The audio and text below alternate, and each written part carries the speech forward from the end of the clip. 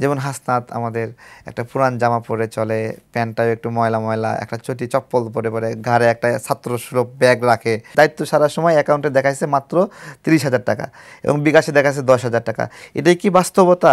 যে সংস্কারের বিষয়ে তারা দৃঢ় ছিল, যখন বিএনপির সাথে জোট হওয়ার সম্ভাবনা তৈরি হয়েছে, সেই সংস্কারের আওয়াজ কিন্তু আস্তে হয়ে গেছে। আমাদের উপদেষ্টা নাহিদ, তিনি তো উপদেষ্টা ছিলেন, এখন জাতিকে বড় বড় স্বপ্ন দেখান, এই করবেন ওই করবেন।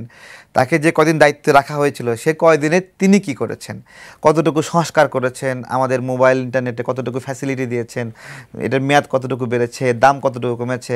আমাদের 500 টাকা লাগতো ইন্টারনেট মাসে, সেটা এখন 1,000 টাকা লাগে, তাও হয় না। বাসায়ও ওয়াইফাই আছে, অফিসেও ওয়াইফাই আছে, মাঝখানে যেটুকু যাওয়া আসির মধ্যে থাকি সেইটুকু একটু ডাটা ব্যবহার করতে হয়, কিন্তু 1,000 টাকা মাসে ব্যয় হয়।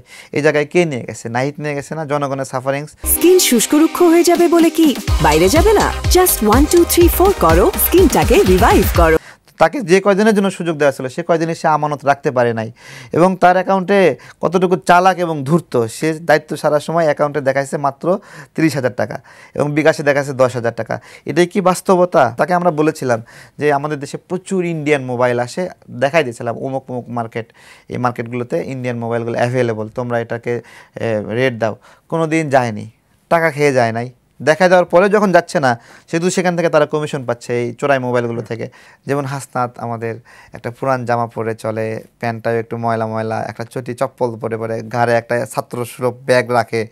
মনে হয় যে সে এখন ইউনিভার্সিটিতে ছাত্র, যাওয়া আসি করে, এখনও পড়াশোনা করে, স্টুডেন্ট ভাব।